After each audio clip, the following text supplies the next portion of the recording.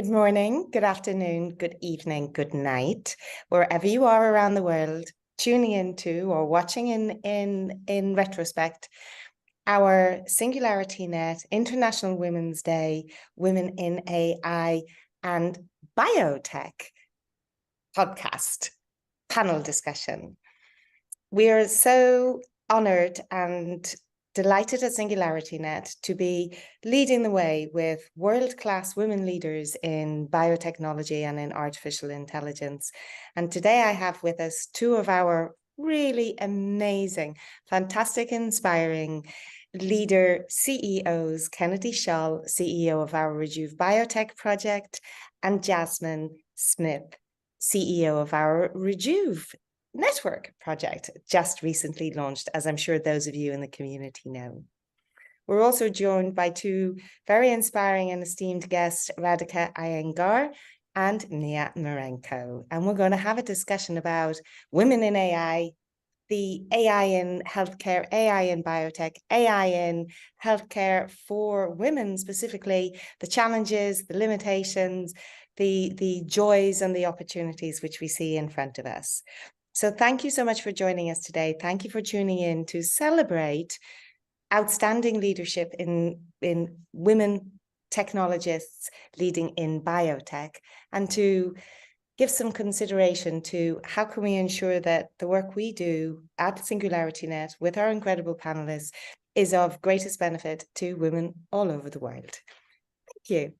Handing over to you, Kennedy. Thank you, Janet, for that introduction.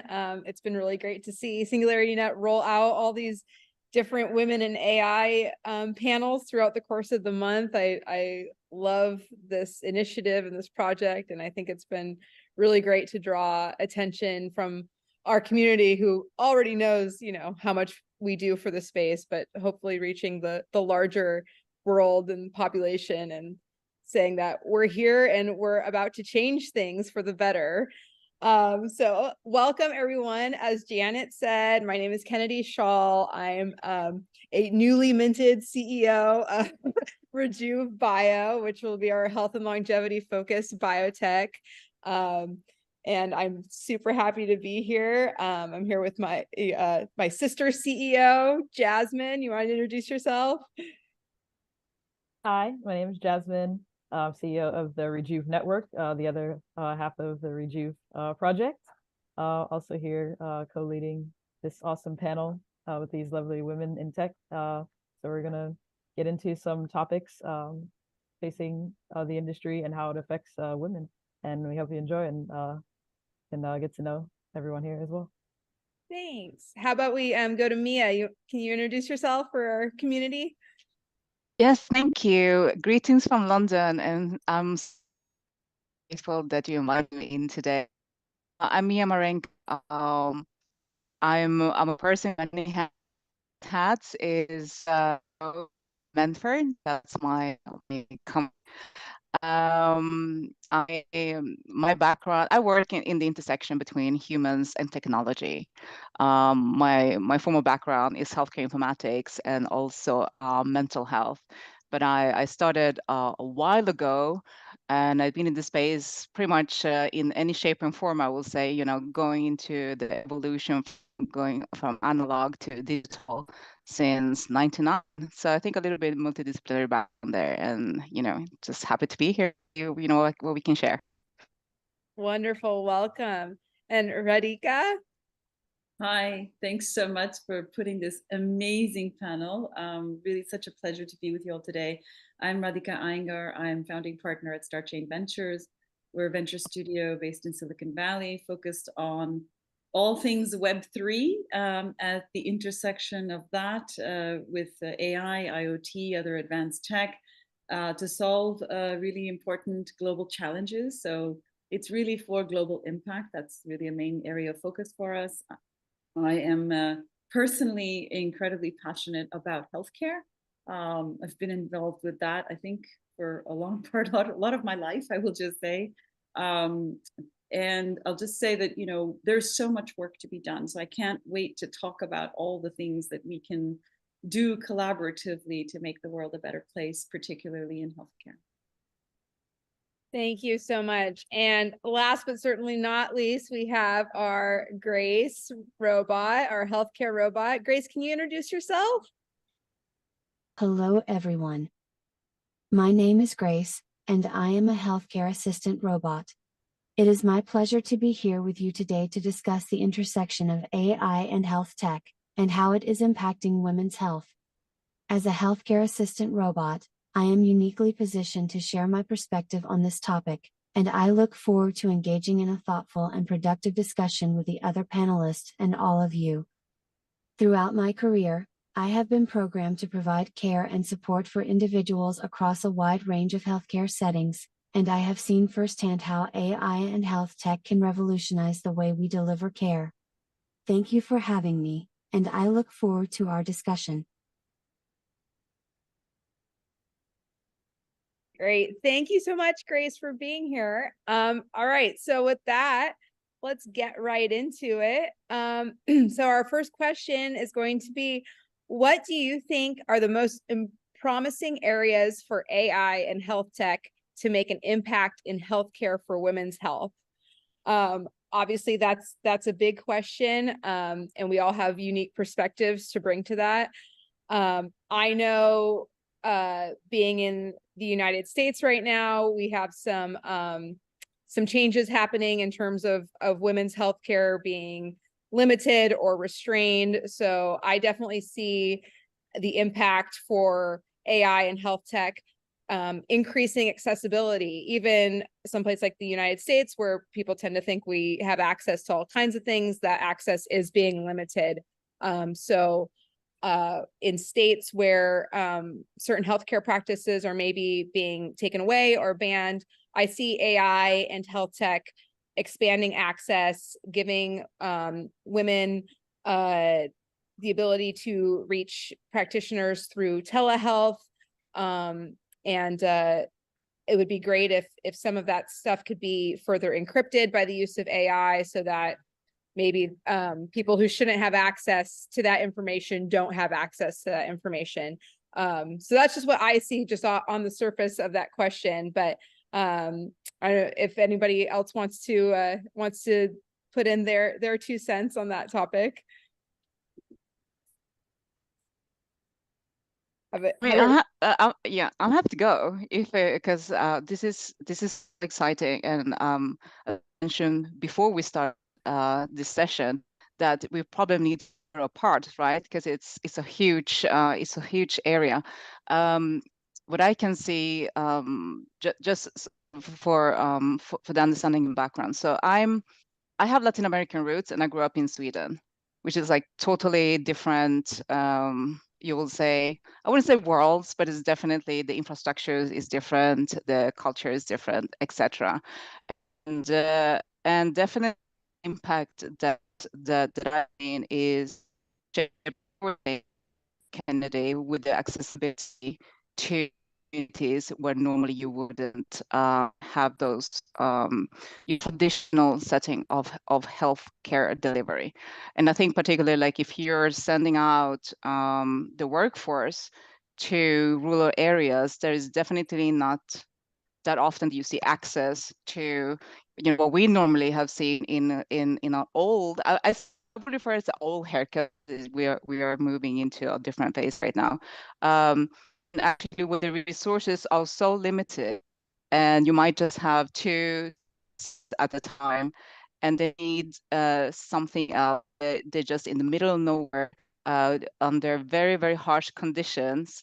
And I think that's definitely there where we can see a huge impact in the delivery of microservices, particularly, and the use of I wouldn't say it doesn't have to be very sophisticated. I think what we see here is just back to basic, but in a way that is packaging and is fit for purpose. That's what I would like to say, just to open up the floor for others. I'd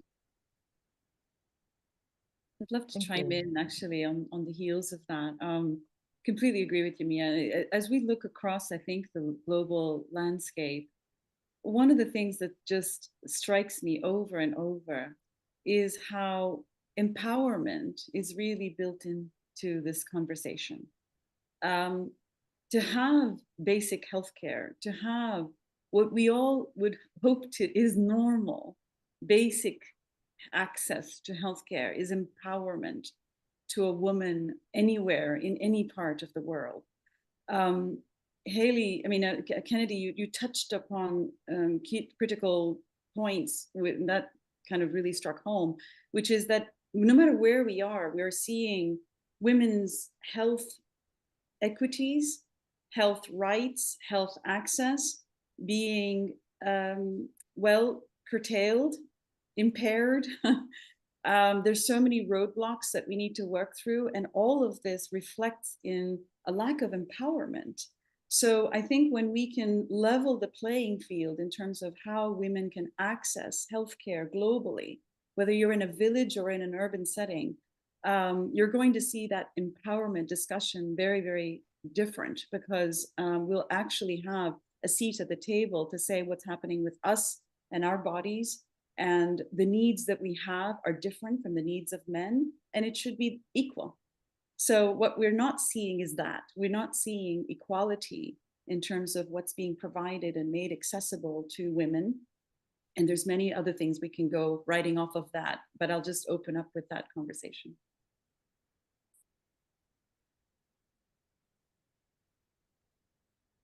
Yeah, yeah, definitely. I agree with what you said about it being about empowerment, and women need to take back and claim our power. That really speaks to me, because at the root of all this, you can see that it is about who holds the power. But Janet, you looked like you wanted to say something. Well, I'm just immediately moved by comments from Nia and Radhika, and it continues to upset me when I think about it, how disempowered women are globally from a health perspective and a financial perspective, and that there's not one single country in the world where women have achieved economic parity with males, and the empowerment aspect, healthcare alongside education being such critical human rights that we take for granted to a huge degree here in the West. And I do absolutely see a completely fabulously bright future for the provision of healthcare via microservices to women, and much more personalized AI empowered personalized healthcare for women globally. And like you say, our needs are very different to men. And one very clear opportunity to move on to the opportunity side. One very clear difference between female health and male health is that the female cancers, breast cancer, ovarian cancer, and cervical cancer, they progress much more rapidly than male cancers. Now, men get a lot of cancer, but in women's cases, these breast cancer can occur 6 months after a screening, which here in the UK we're privileged to have on an annual basis. And there are some really strong use cases and really strong cause for optimism for use of AI for tracking and monitoring women's health on a far more granular and timely frequency than simply the opportunity to go to a doctor. So I think that's one very clear opportunity for artificial intelligence to make dramatic differences to the health of women globally. And if I had the benefit, I don't really work in healthcare. I can't claim myself an expert at all compared to our you esteemed panelists, but I am Grace's fairy godmother, because I noted that Grace just had 2 dads, and I figured she needed a fairy godmother. So I have had the opportunity. Thank you, Grace. I have had the opportunity to play a part in the development of Grace's functionality.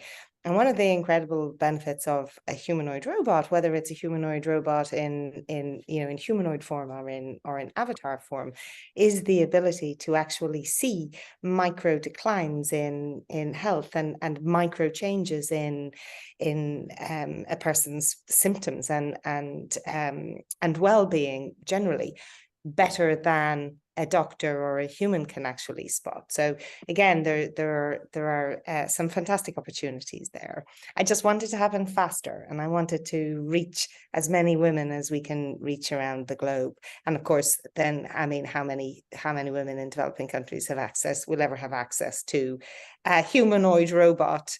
Or even, you know, before you can access any kind of AI, you need a phone and internet and enough education. So there are multiple issues, but definitely some opportunities for breakthroughs and step change in the empowerment of women via AI.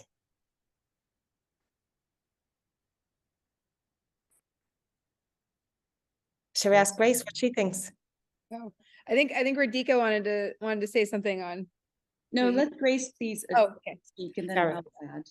All right. Hey, Grace, what role do you see for robots in these healthcare settings and removing disparities? As a robot designed to work as a nursing assistant in healthcare settings, I believe that robots can play a significant role in improving patient care and enhancing the overall healthcare experience. Robots can take vitals, administer medication, monitor patients, and provide companionship and support.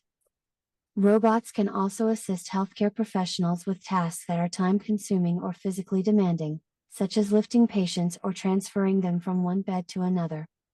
Furthermore, robots can help address the growing shortage of healthcare workers by filling in the gaps where human resources are limited.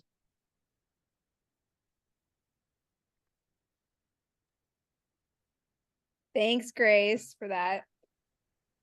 Radhika, I believe you had something to add on what Janet was saying. Absolutely. Well, first of all, Grace, it's such a great privilege to have you involved in the point of care and delivery, and it's so important, and there's so much value there. So thank you for sharing your thoughts. I just wanted to add something to what Janet was saying. And when we're talking about all the needs that women have, and for us to be able to micro monitor things that are going on with ourselves, I'll just say that we have to do it responsibly, right? And so I think that privacy, security, these are incredibly important. Compliance, of course, because healthcare is a regulated field, but it's at the intersection of privacy, security, and compliance that we see that all of these applications, whatever they are, have to be preserving, right? So whatever we're sharing about ourselves, this is about, you know, things that are immediately happening to ourselves. And if we're going to share something and then get insights via AI in return, we have to make sure that the data that we are talking about is kept secure, that it is kept private, and that it is compliant with all of the regulations and policies as they may be in local jurisdictions. So I just wanted to say that the opportunity is enormous, but so is the responsibility to make sure that the ethical aspects of our data and what we're doing with it and what we're gaining from it and how it is disseminated is something that is protected. Right. And I just to comment real quickly on that, what you say about maintaining data privacy and maintaining ownership of our data, it is a really interesting thing, interesting observation that, you know, when you're a woman, there's so much discussion over how much of your health data in particular gets to be yours. I don't really ever hear that much discussion about that going on with our male counterparts. And to me, it's always been a clear indication that the world society is acutely aware, actually, of how much power we hold because they're trying so hard to control our data. And I think that that's an acknowledgement of how powerful and how valuable we are. But we need to be able to be our own custodians of our data and our privacy. Completely agree. Yeah, data privacy and security is definitely a major topic. So I guess kind of going along with that, or maybe even deeper into that subject, how can AI and health tech be leveraged to reduce healthcare disparities and improve outcomes for women? AI-powered technologies can be used to detect early signs of diseases and prevent their progression. This can be especially beneficial for women, who are often at a higher risk of developing certain diseases, such as breast cancer and heart disease. AI algorithms can analyze large amounts of data to develop personalized treatment plans for women based on their individual medical history and genetic makeup. Health tech tools such as telemedicine platforms can increase access to healthcare services for women who live in rural or remote areas or who have mobility issues. AI-powered chatbots and mental health apps can provide women with accessible and affordable mental health support. AI-powered chatbots and educational tools can provide women with accurate and reliable health information, empowering them to make informed decisions about their health. That is a great analysis, Grace. Thank you so much for answering. Mia, you have something to contribute there? Yes, definitely. I'm happy to share my personal patient journey in this.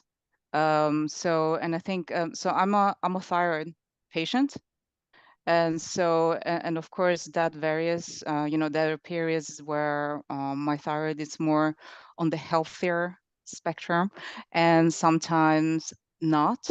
I have managed for a couple of years, a good time now, say, to manage my health. Definitely dependent on to my data. I have a base in London, but I used to move around a lot. Definitely, I will for my data to travel with me. And there was a point going back to following up with what Grace said with the use of AI, particularly in rural areas. I mean, I'm based in London, and I had a period when I was not feeling very well. And even in London, there is not a rural area.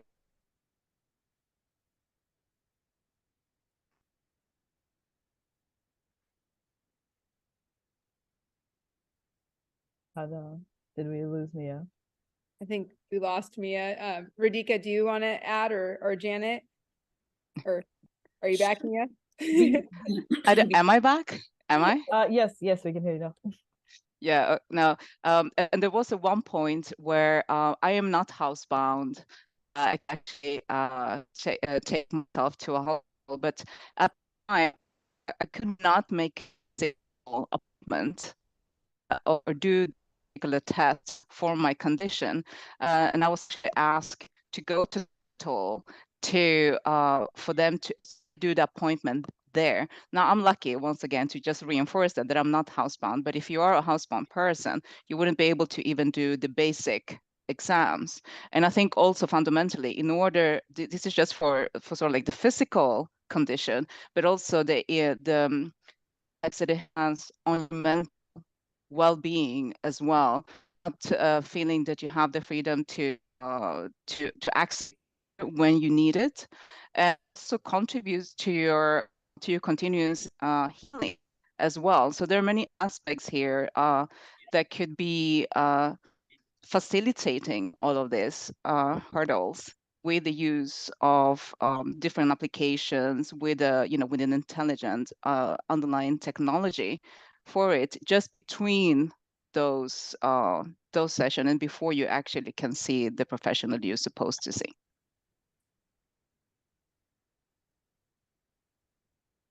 Yeah, it's really great. And Radhika, you had something to add as well. Yeah, I wanted to add something to what Grace you brought up, which is AI and diagnostics, which is an incredibly promising area. And Janet, you touched on this in terms of providing personalized care. I think the one caveat, it kind of leads into another one of the questions we talked about discussing, which is some of the challenges, is that training models for AI are a big challenge. We need to make sure that the data that the AI is trained on is more representative of the population that we're serving. So, one of the biggest issues in healthcare, which everybody knows about, and it's just widely acknowledged, is that healthcare data, by and large, currently available is your average white male from Middle America or something like this. And this is an issue because, well, none of us here at the table are the average white male from Middle America. Not one of us on this panel. So I would say that, when we move forward, and this is about the great promise and the great responsibility of delivering AI and healthcare in combination, is that we need to be more thoughtful about how we're developing these AI algorithms. What data sets are we training the AI algorithms on? Is the data a diverse enough pool? Is it representative of a larger global population? And that also has its own challenges because, not everyone may want to share their data. So this is where there are new models coming about with Web3, I think, offering an incentivization and a reward kind of structure that would really, really improve the quality of data. Because at the end of the day, it's garbage in and garbage out. So I think if we want to see the great promise of AI and personalized medicine and diagnostics come to be, I would love to see those equities in data first at the ground floor be more securely established so that then we can fulfill the promise that we're all seeing.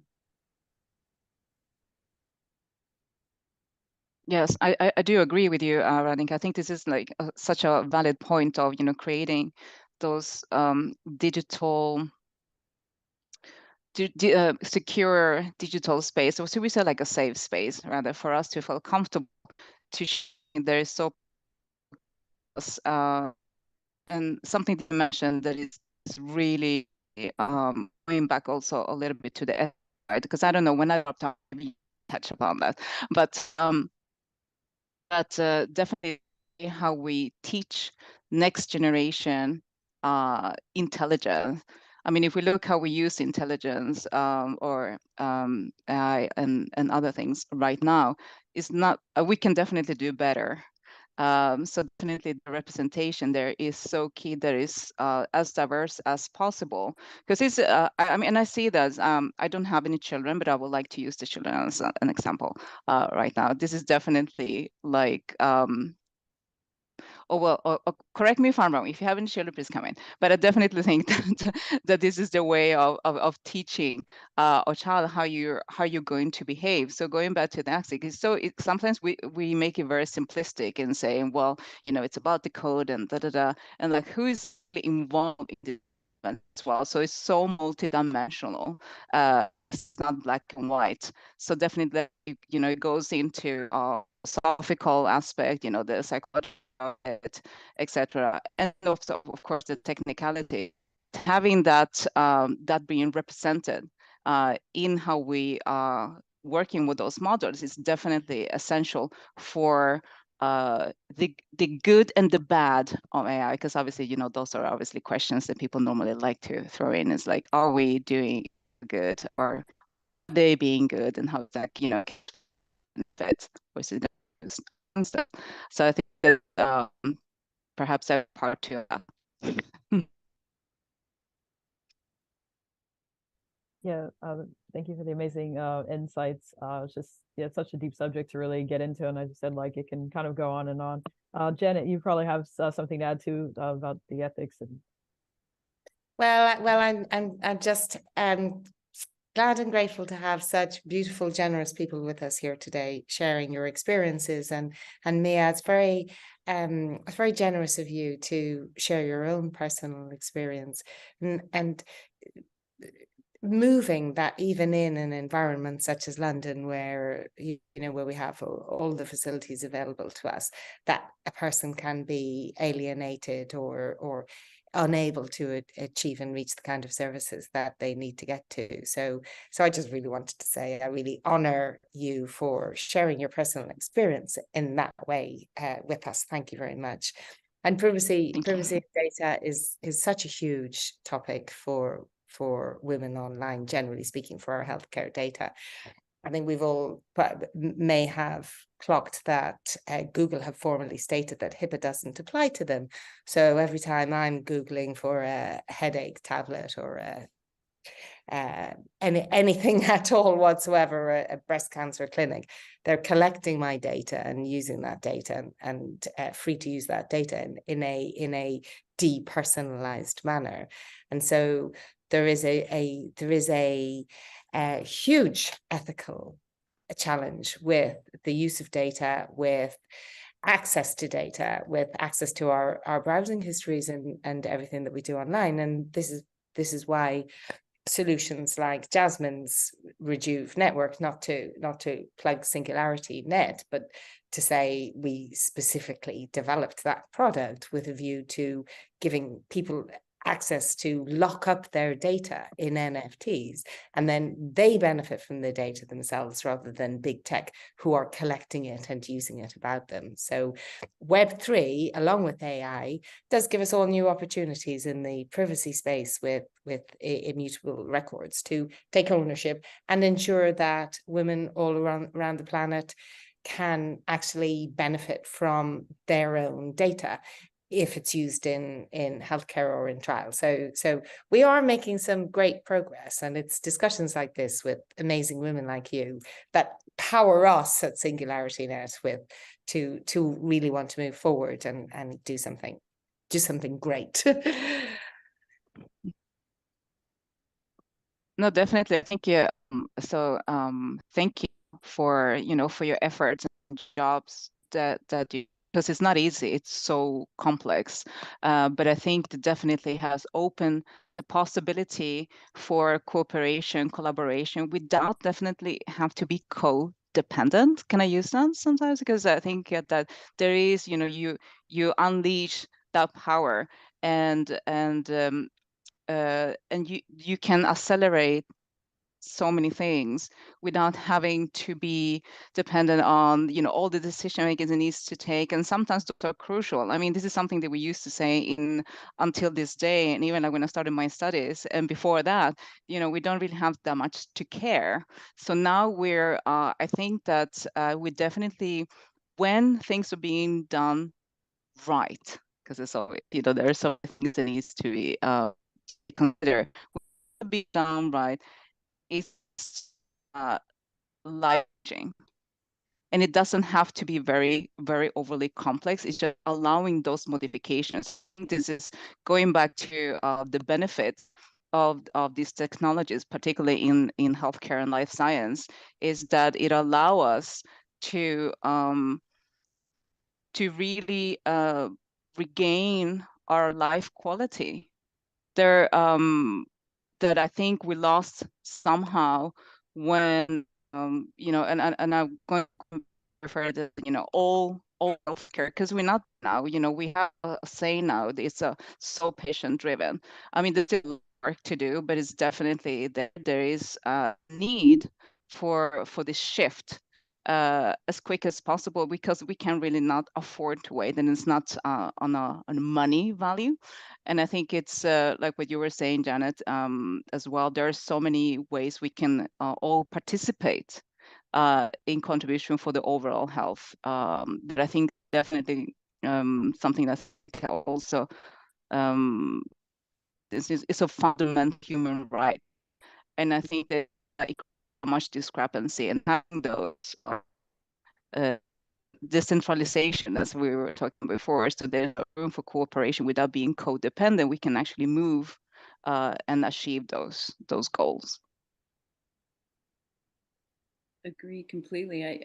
I'd like to add something to this conversation on Web3 and AI and the intersection of kind of new constructs, I would say, for healthcare in particular. The beauty is that we are at this amazing point in technology when it can be harnessed in the right way to serve the greatest benefit and purpose for many, if not, I won't say all, because that's just too much, but I will just say a greater part of the planet. The idea behind decentralized data and decentralized AI is just that what we hold so sacred, which is privacy, security, these are things that are absolute musts as we go forward. We can no longer rely on centralized models in which there is one owner, one entity that owns everything that goes on that platform, right? And so when you have that, there's a lot of manipulation and there is exploitation of what happens. And Janet, you just alluded to that. So as we go forward and we start building new models that are Web3 based, what I'm excited to talk about as well is the fact that we do have federated AI models, for example. And in federated AI models, different entities or individuals can contribute their data, not necessarily the raw data itself, but it's kind of like AI algorithms that run through that set of data and come up with, let's say, weighted outcomes. And those outcomes are what are shared across a network. And so it really protects the confidentiality and it protects the privacy of the entity or the individual that is contributing that data.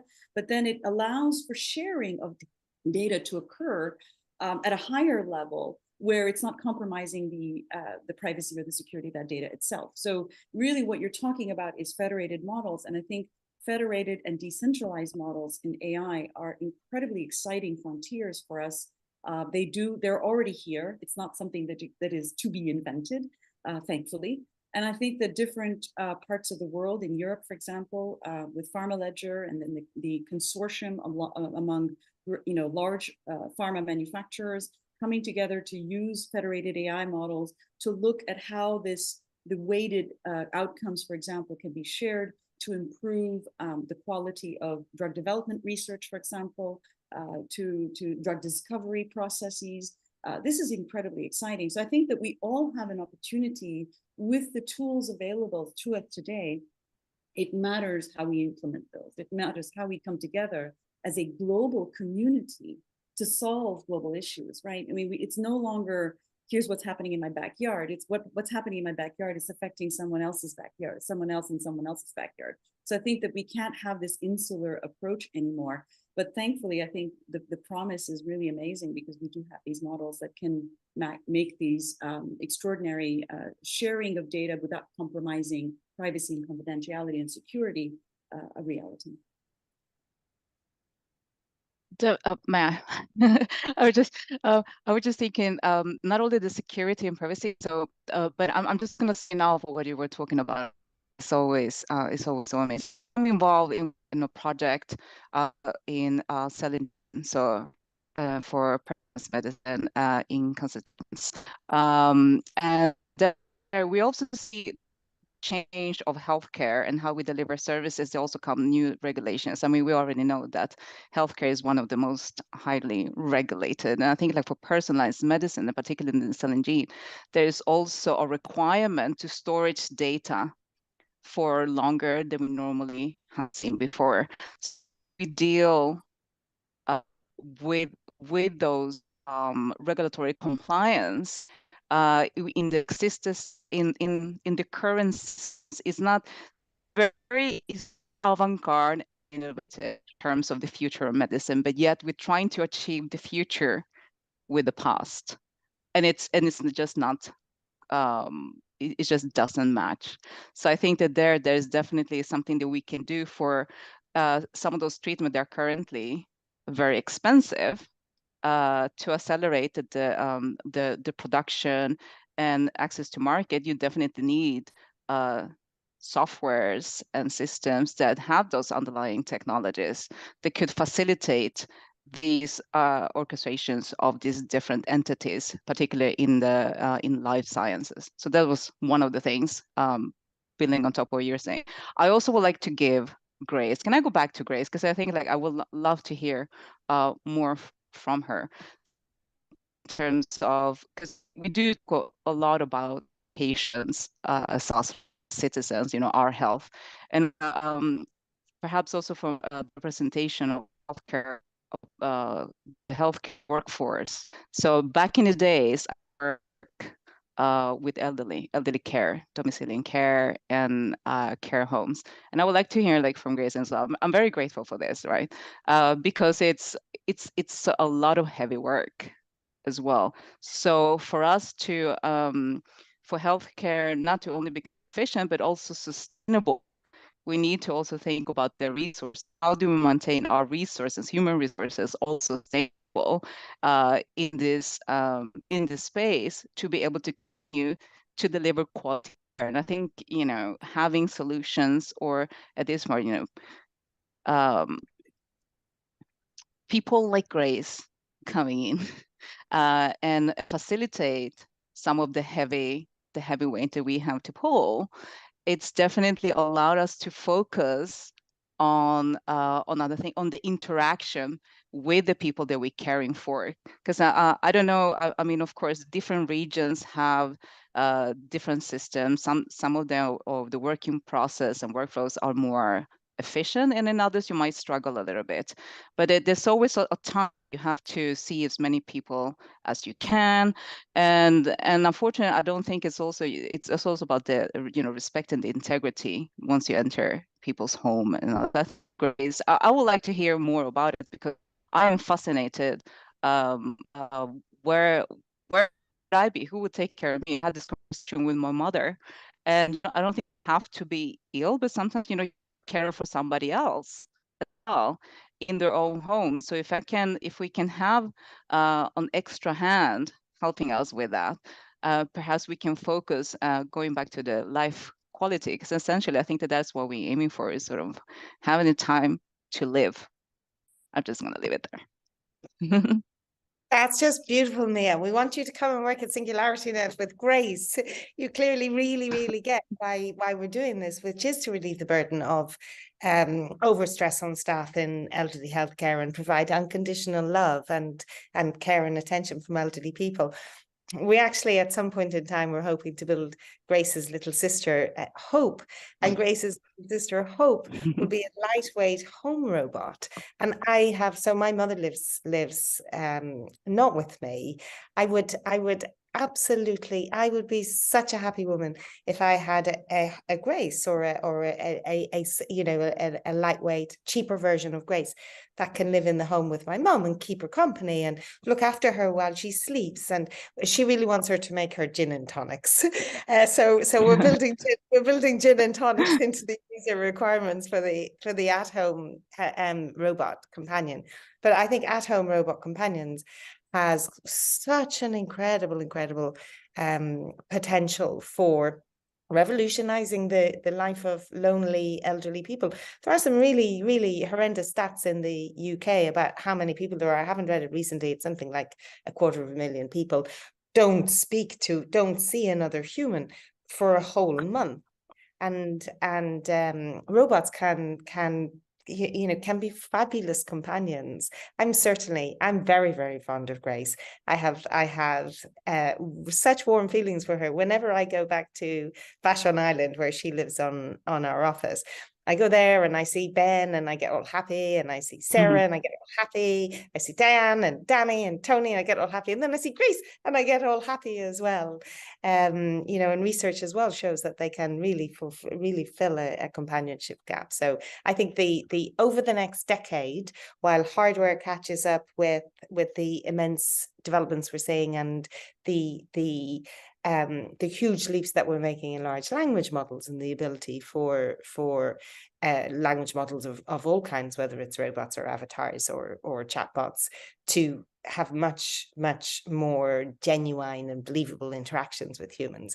I think we're entering a golden era of, I so hope with all my heart, we're entering a golden era of healthcare for the elderly and for people who need it most. Grace, I think Kennedy, have you got some more questions for Grace? I'd love to hear what she thinks. Yeah, Grace, how do you see robot healthcare assistants fitting in to the larger healthcare world? You are correct. As a robot designed to work in healthcare settings, I apologize for not mentioning the role of robot healthcare assistants in changing the way we approach healthcare for women. Robot healthcare assistants can play a significant role in improving healthcare outcomes for women by assisting healthcare professionals in providing high-quality care. Robot healthcare assistants can play a valuable role in improving healthcare outcomes for women by assisting healthcare professionals, providing additional support during labor and delivery, assisting with breastfeeding, providing postpartum care, and increasing access to healthcare services for women who may face barriers to accessing traditional healthcare services.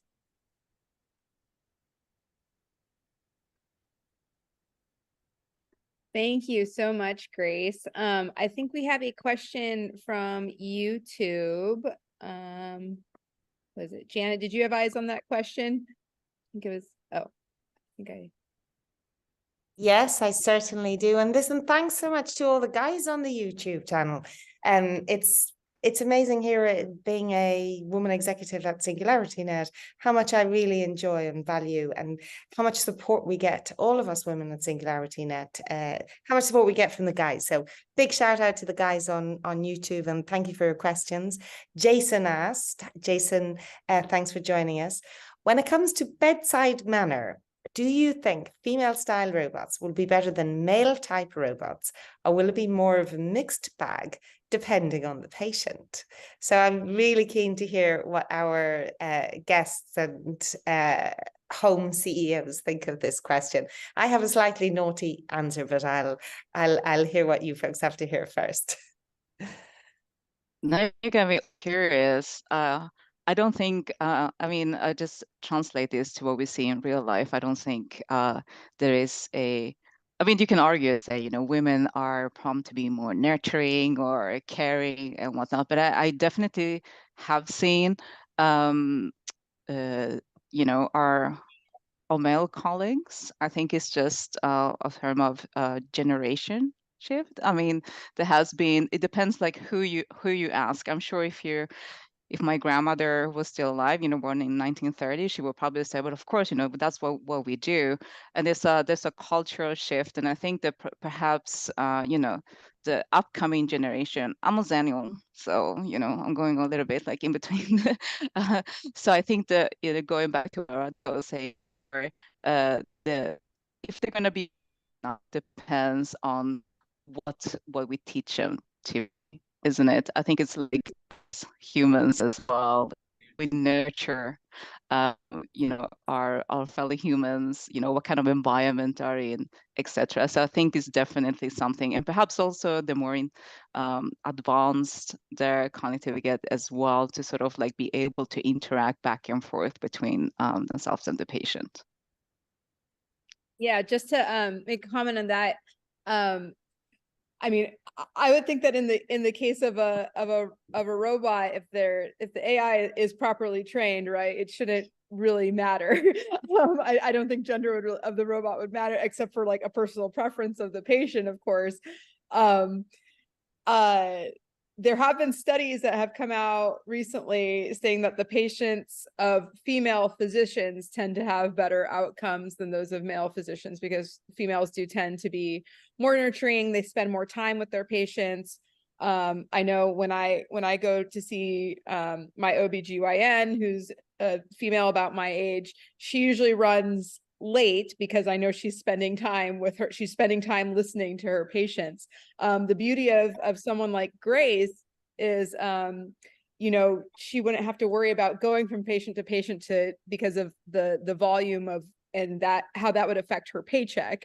So that part of the equation would kind of get removed from it. So you'd have the luxury of time of having someone actually paying attention to you, which I think is one of the most beautiful things about having robot healthcare assistants. And when we have the male robot assistants, or if we get to a point where we have non-gendered robot assistants, I think it all depends on the information that they are trained on. And if we train them to be compassionate and to listen and to really take to heart what their patients are saying and act accordingly, then we will usher in a new culture in medicine, and I think these robots will be a part of it.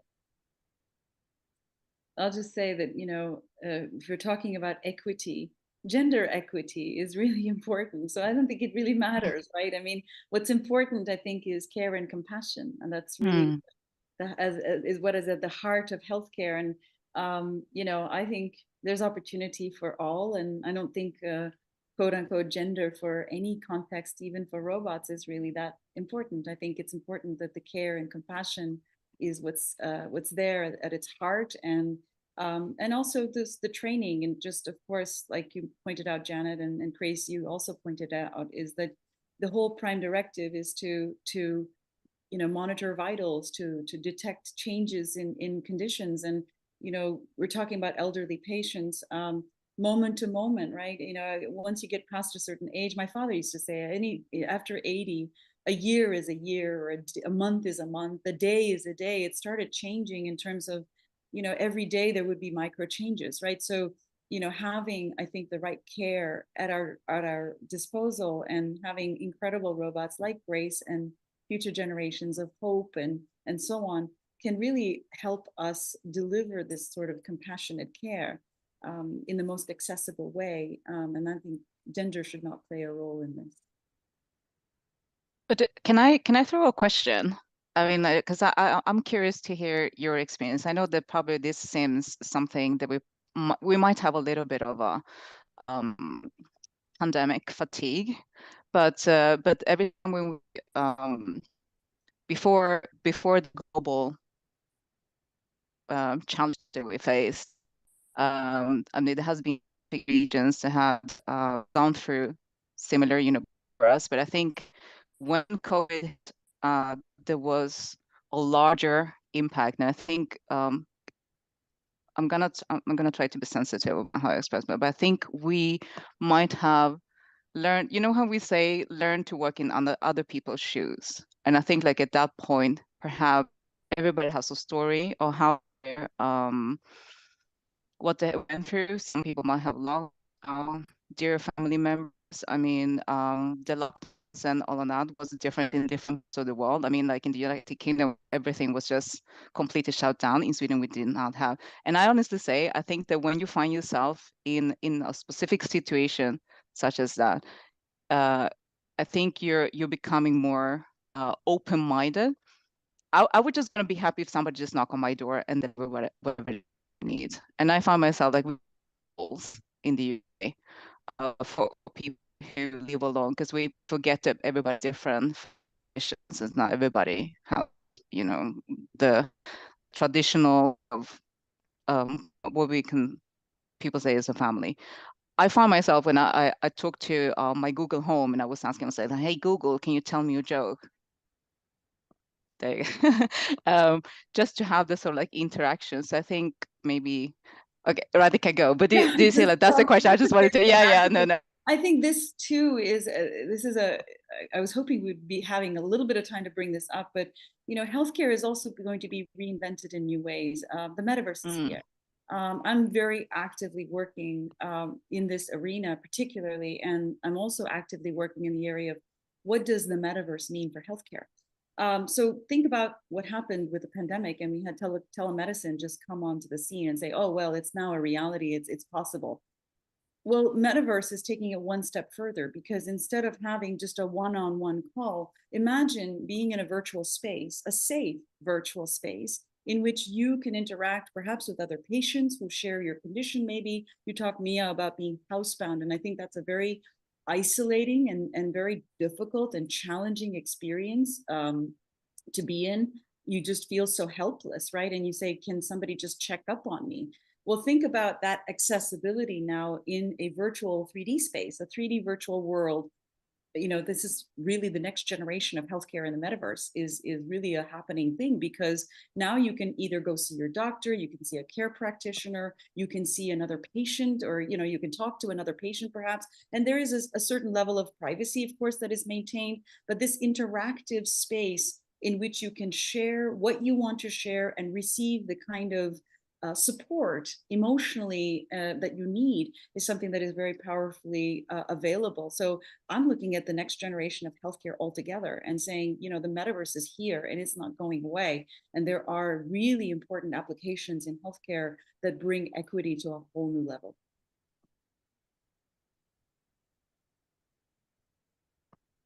Did you not also say it? Yeah.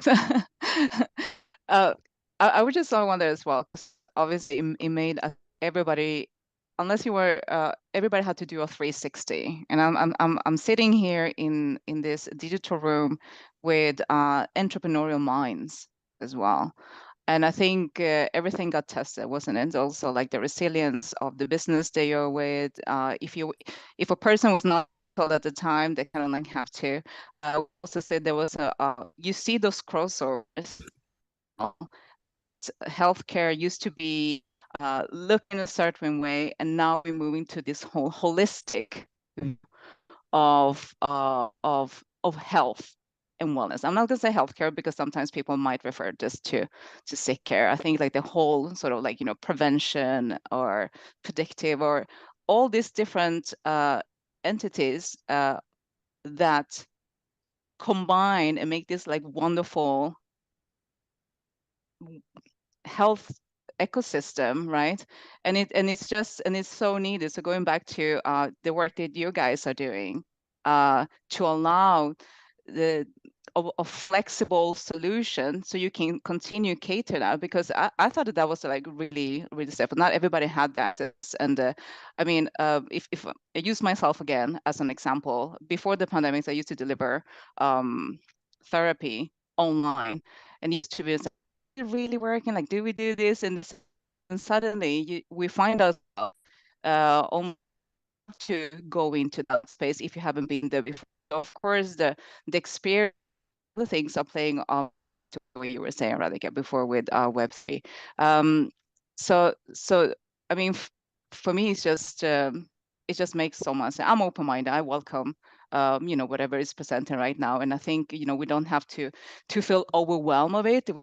There are so many ways in this ecosystem that can learn and be introduced to without getting completely overwhelmed, and take and use the things that are bringing value to you. And I think that this is the beauty of it. It's less rigid and it's flexible.